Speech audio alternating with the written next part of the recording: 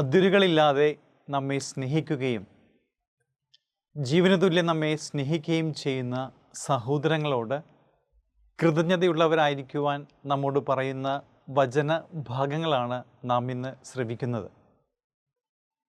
രാജാക്കന്മാരുടെ രണ്ടാമത്തെ പുസ്തകത്തിൽ ദൈവ പ്രവാചകനായ ഏലീഷ പറഞ്ഞതനുസരിച്ച് കുഷ്ഠരോഗം മാറുന്ന നാമാനെ നാം കാണുന്നുണ്ട്.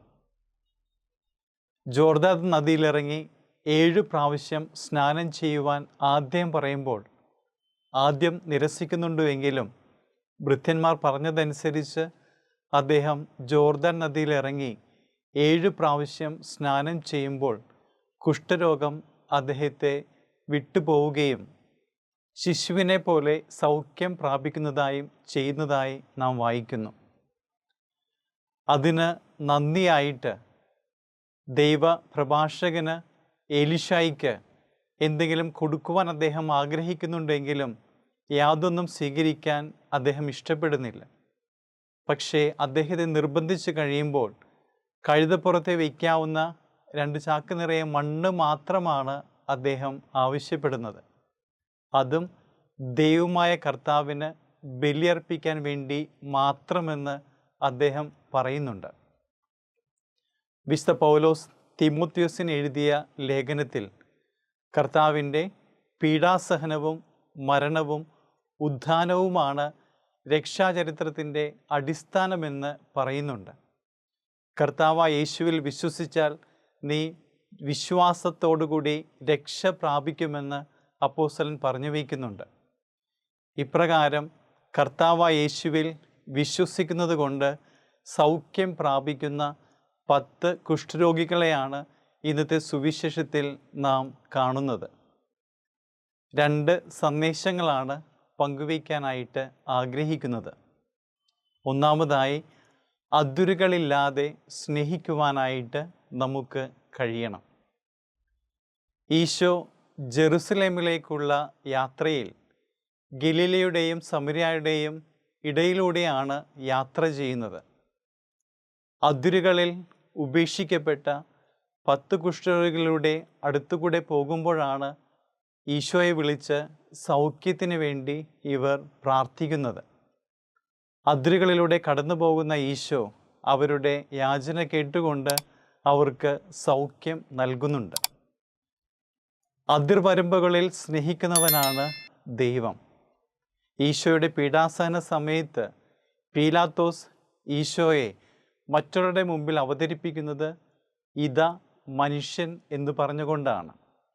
പത്രോസും ഒരിക്കൽ പറയുന്നുണ്ട്, നീ ജീവനുള്ള ദൈവത്തിൻ്റെ പുത്രനായ ക്രിസ്തുവാണെന്ന്.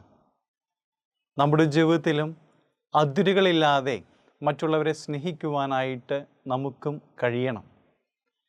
2013 നവംബർ 6-ാം തീയതി ജനറൽ ഓഡിയൻസിന് ശേഷം തൻ്റെ അടുത്തു വരുന്നവരെ കാണുന്ന സ്വർഗാരോപിതനായ ഫ്രാൻസിസ് പാപ്പ വൈകൃതം ബാധിച്ച വിൻസെൻസിനോ റീവ എന്ന് പറയുന്ന സഹോദരനെ ആശ്ലേഷിക്കുന്നത് നമ്മുടെയൊക്കെ ശ്രദ്ധയിൽ പതിച്ചിട്ടുള്ളതാണ്.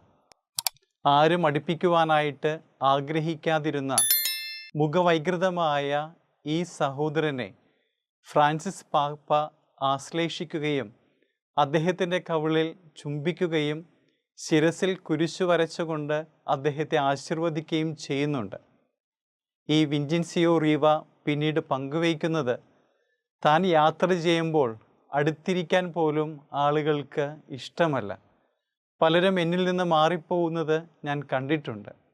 പക്ഷേ ഫ്രാൻസിസ് പാപ്പ എൻ്റെ കവിളിൽ ചുംബിക്കുകയും ശിരസിൽ കൈകൊണ്ട് എന്നെ ആശീർവദിക്കുകയും ചെയ്തപ്പോൾ സ്വർഗീയമായ ഒരു അനുഭൂതിയാണ് തനിക്ക് ഉണ്ടായത്. എൻ്റെ എല്ലാ പാപഭാരങ്ങളും എൻ്റെ വേദനകളെല്ലാം ഞാൻ അവിടെ പാപ്പയുടെ മുമ്പിൽ സമർപ്പിച്ചുവെന്നാണ് ഇദ്ദേഹം പറയുന്നത്. വിശുദ്ധ മദർ തെരേസ ഒരു ഞായറാഴ്ച ദിവസം ദേവാലയത്തിലേക്ക് പോകുന്ന സമയത്ത് ഒരു മനുഷ്യൻ റോഡിൽ കിടക്കുന്നത് അമ്മ കാണുന്നുണ്ട്. ആരും ശ്രദ്ധിക്കാതിരുന്ന ഈ മനുഷ്യനെ മദർ തെരേസ അടുത്തു ചെല്ലുന്ന കാണുന്നുണ്ട്. നായ്ക്കൾ വന്ന് അദ്ദേഹത്തിൻ്റെ കാലുകളിൽ നക്കുകയും എലികൾ ചുറ്റും ഓടി നടക്കുകയും ചെയ്യുന്നുണ്ട്. മദർ തെരേസ ഉടനെ തന്നെ അദ്ദേഹത്തെ കൈകളിലെടുത്തുകൊണ്ട് തൻ്റെ കോൺവെൻറ്റിലേക്ക് കൊണ്ടുപോകുന്നുണ്ട്.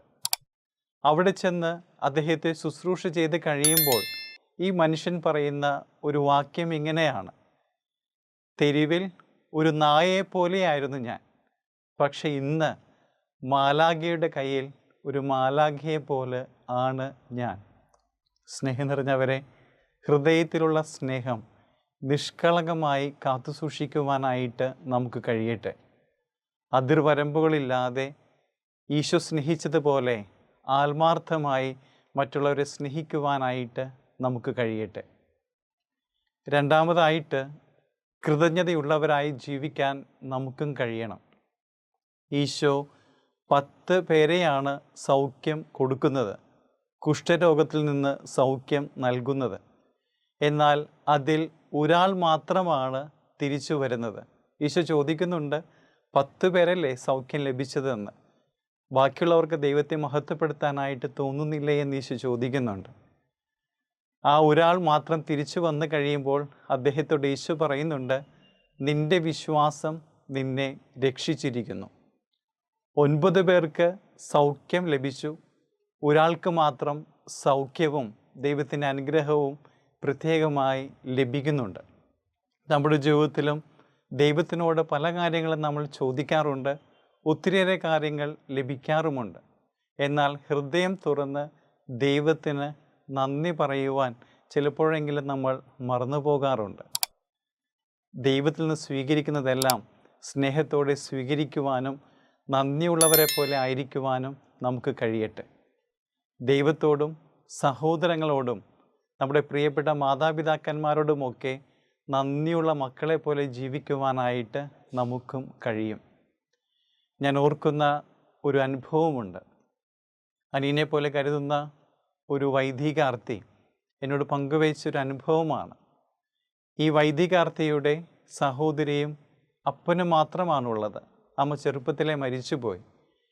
ഈ അപ്പനാണ് ഈ 2 മക്കളെയും രാവന്തിയോളം കഷ്ടപ്പെട്ടുകൊണ്ട് വളർത്തുന്നത്.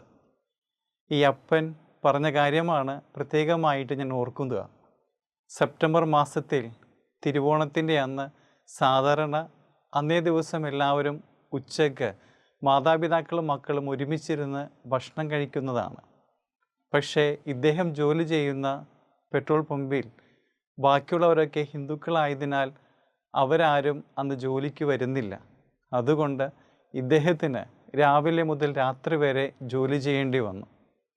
ഉച്ച സമയത്ത് അദ്ദേഹത്തിൻ്റെ 2 മക്കളും കൂടി ഭക്ഷണം വെച്ചിട്ട് അവിടെ കൊണ്ടുപോയി കൊടുക്കുന്നുണ്ട്. ഒത്തിരി സന്തോഷത്തോടെ ഈ അപ്പൻ പറഞ്ഞത് ഇങ്ങനെയാണ്: അച്ഛാ, അന്ന് ഉച്ചയ്ക്ക് ഞാൻ കഴിച്ചത് എൻ്റെ മക്കൾ 2 പേരും കൂടി ഉണ്ടാക്കി കൊണ്ടുവന്ന ഭക്ഷണമാണ്. ഞാൻ ജോലി ചെയ്യുന്ന അവിടുത്തെ ഉദ്യോഗസ്ഥൻ എനിക്ക് അടുത്തുള്ള ഹോട്ടലിൽ നിന്ന് തിരുവോണ സദ്യ മേടിച്ചു തന്നു. പക്ഷെ ഞാൻ കഴിച്ചില്ല. എൻ്റെ മകനും മകളും കൂടി ഉണ്ടാക്കി കൊണ്ടുവന്ന ആ ഭക്ഷണമാണ് എനിക്ക് ഏറ്റവും കൂടുതൽ ഇഷ്ടമായതും ഞാൻ കഴിച്ചതും. സ്നേഹം നിറഞ്ഞവരെ, നമ്മെ കരുതുന്ന, നമ്മെ പൊന്നുപോലെ സ്നേഹിക്കുന്ന നമ്മുടെ മാതാപിതാക്കന്മാരെ ആത്മാർത്ഥമായി സ്നേഹിക്കുവാനായിട്ട് കഴിയട്ടെ. മാതാപിതാക്കന്മാർ നൽകുന്ന സ്നേഹത്തിന് ഒന്നും തിരിച്ചു കൊടുക്കാനായിട്ട് നമുക്ക് കഴിയില്ല. പക്ഷേ ആത്മാർത്ഥമായ നിഷ്കളങ്കമായ സ്നേഹമാണ് അവർക്ക് കൊടുക്കാനും സാഹചര്യങ്ങൾക്കനുസരിച്ച് അവരോട് ഇടപഴകുവാനും നമുക്ക് കഴിയുക. അതുപോലെ തന്നെ ദൈവം നൽകിയ മക്കളെ വളർത്തുവാനായിട്ട് മാതാപിതാക്കന്മാർക്കും സാധിക്കണം. പിതൃശിക്ഷണം, മാതൃശിക്ഷണം ആവശ്യമാണ്. എങ്കിലും കൊടുക്കാനുള്ള സ്നേഹം ഉചിതമായിട്ട് കൊടുക്കുവാനും നമുക്ക് കഴിയണം. ഈശോ നമ്മിൽ നിന്ന് ആഗ്രഹിക്കുന്നത് പോലെ അതിരുകളില്ലാതെ മറ്റുള്ളവരെ സ്നേഹിക്കുവാനും സ്വീകരിച്ചതിനെല്ലാം കൃതജ്ഞതയുള്ള മക്കളെ പോലെ ജീവിക്കുവാനും ഈശോ നമ്മെ അനുഗ്രഹിക്കട്ടെ.